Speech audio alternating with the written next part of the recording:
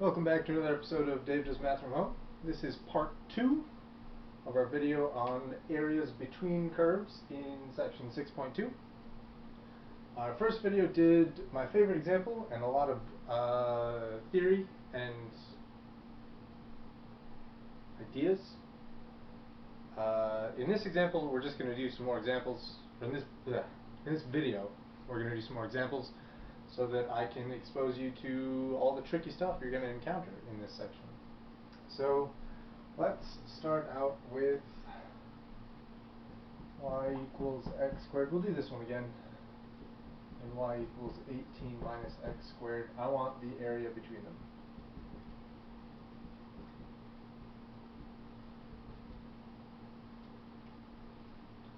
The very first thing you should do when presented with a problem like this is draw a picture. If you don't know what these functions look like, then you're not going to have any idea what kinds of bounds you should be looking for or how to even begin to approach the problem. So drawing a picture, definitely always step one here. X squared looks like this. 18 minus x squared looks like the same thing, lifted up 18 units and flipped upside down. So it's probably going to look like this. This is x squared, this is 18 minus x. So this is y equals. Okay. So, because we have a picture, we have an idea of what kind of area we're dealing with here. It's another vaguely eyeball-looking shape, which is good. We can't just do rectangles. We already know how to find the area of rectangles. That would be boring. We've got to do interesting shapes. The picture is also going to tell us which function is on top. The top function is this one. And which function is on bottom? This is the bottom function. It's pretty important to know which one is which. If you get those mixed up, you're going to get negative answers. And because we're dealing with the area between two things, you should always expect your answers in this section to be positive. So we know the top function or the bottom function. The next thing we need to do is find the bounds. So I need to know this is the point of intersection, this is another point of intersection. I need to know what x value this is and what x value this is. And to do that, again, I have to set these two functions equal to each other. So I'll get x squared equals 18 minus x squared. I can solve that to find these x values. I'll subtract this x squared from both sides to get 0 equals 18 minus 2x squared. I can divide everything by 2 to get 0 equals 9 minus x squared, which is 3 minus x and 3 plus x. Which makes sense for a couple reasons. One of the things I really want you to do when you're working on this section is, when you get these answers, make sure they make sense. It's so easy to just look at the picture and see if these guys aren't ridiculous. And in this case, these are pretty not ridiculous. Both of these functions are symmetrical. So their intersection point we should expect to be symmetrical, positive 3 and negative 3. We have one back here at negative 3, that looks right. We have one over here at positive 3, that looks right. You could even check the y values if you wanted. The y value back here on both functions should be 9. Y value over here on both functions should be 9. Everything checks out. We are good to go. So, we know what's the top and bottom, we know it's on the left and right. Now that we have all four of these pieces of information, we can set up the integral. The area is the integral from left to right of the top function minus the bottom function, dx. Top minus bottom. I'd recommend simplifying this before you integrate, if possible. On our last example, it wasn't possible. On this example, it's possible. So we'll still say this is the integral from -3 to 3. 18 minus, we'll say 2x squared dx. And now we can integrate this. The integral of 18 is 18x. The integral of -2x squared is -2/3 x cubed. I don't need a plus c, I do need bounds. So this will be 18 times 3 minus 2/3 of 3 cubed minus 18 times -3 minus 2/3 times -3 cubed. Looks like a lot, but it's all just arithmetic. It's not so bad. 18 times 3 is 54. 2/3 of 27 is another 18, so this is 18 minus, or 54 minus 18. So this first part here is 36. And here's the secret about the second part. The second part is going to be the exact same thing. We're plugging in -3's into odd exponents. So when we plug in the -3's, we're going to get the exact opposite of this, but since we're subtracting that whole thing, this is just going to be plus another one of those. Another way to think about this, there you go, plus stuff. I wasn't forgetting it. There. Maybe I should do it like this. Minus stuff in brackets. Minus stuff in brackets turns into positive 36. Geometrically, another way to think about this would be to say that it's, we mentioned earlier that this is symmetric. So if you were very clever and wanted to do a little bit less work, instead of doing the integral from -3 to 3, we could have done twice the integral from 0 to 3, trusting that whatever area we get on this half, we'll get the same area on the back half, and we can just double that. Which is essentially what we did down here. This half is 36, this half is also 36. So the area between these two functions is 72 square units. That's this big eyeball shape that goes from -3 to 3 and from 0 to 18. 72 things, whatever that is. And that's the whole process start to finish. Draw a picture, identify top and bottom, get your bounds sorted out on the left and right, do an integral from left to right of top minus bottom. That's pretty much the whole thing. I'm going to do one more example where the idea of top and bottom is going to get a little squirrely. So we'll see what to do in that case.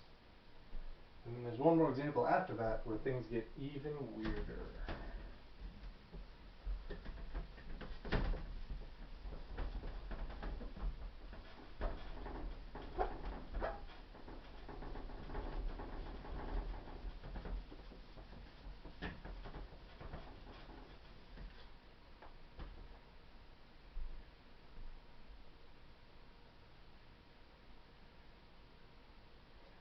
Okay, I want the area between x cubed and x.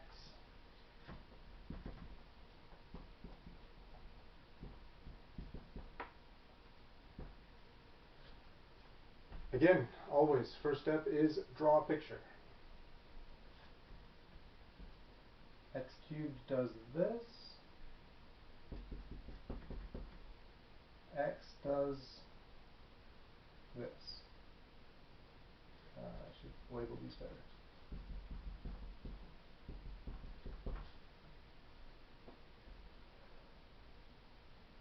So this problem is especially fun because what's on top switches halfway through. So in quadrant 1, y equals x is on top, y equals x cubed is on the bottom. In quadrant 3, x cubed is on top, x is on the bottom. Because it's not consistent, because it switches halfway, we're going to have to do this one in two parts. first thing we need to do before we start doing it in parts is find these intersection points. We should have 3 intersection points. So let's see what happens when we set x equal to x cubed and solve that. It gives me 0 equals x cubed minus x, which is 0 equals x times x squared minus 1, which is 0 equals x times x plus 1 times x minus 1. So I get 0, negative 1, and 1. I have 3 points of intersection, which makes sense and looks correct. This is negative 1, this is 0, this is 1. Those are the 3 points where, those are the 3 numbers where you can cube and get exactly what you started with.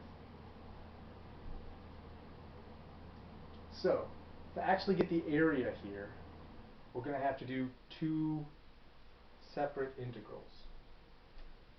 On this, the quadrant 3 integral, we call that Q3 area. Quadrant 3 integral goes from negative 1 to 0, and in this case, x cubed is on top, x is on bottom. This is the integral setup for the area between these 2 functions in quadrant 3. The quadrant 1 area goes from 0 to 1, and in quadrant 1, x is on top, x cubed is on bottom. This is the area between these 2 functions in quadrant 1. So we need to evaluate both of these integrals separately and add those areas together to get the area of the whole shape. I'm going to start with this one because it's right there. This would be x squared over 2 minus x to the 4th over 4 from 0 to 1 dx, which is, oh, not dx, what am I doing? So that'll be 1 squared over 2 minus 1 to the 4th over 4 minus 0 squared over 2 minus 0 to the 4th over 4. So 1/2 minus 1/4 is 1/4. That's the quadrant 1 area. I have to do the quadrant 3 area as well. So let me just say that this is 1/4. If you need to stare at this math for longer, take a screenshot or pause the video. I'm going to erase this so that I can do the quadrant 3 area right here. This will be x to the 4th over 4 minus x squared over 2 from negative 1 to 0, which is 0 to the 4th over 4 minus 0 squared over 2 minus brackets negative 1 to the 4th over 4 minus negative 1 squared over 2. That's all 0. This is negative 1/4 minus 1/2 is negative 1/4. So this is also positive 1/4.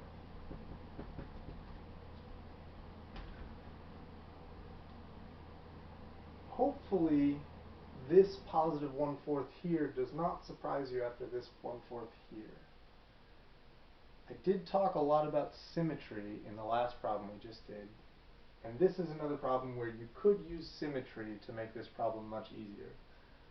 Both of these things are symmetric, so whatever this area is, this should be the same area just rotated down 180 degrees.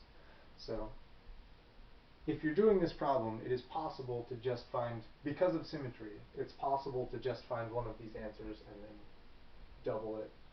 So the total area here is 1/2, because it's this 1/4 plus this 1/4. I wanted to actually go through the whole thing where I evaluated this integral and I evaluated this integral separately, because symmetry is not always going to work on these problems. Sometimes you get more complex problems with different functions and different spaces. It's not always going to be as easy as find one of them and then rotate it 180 degrees to get it to match up perfectly with the other. There's going to be some mismatches from time to time.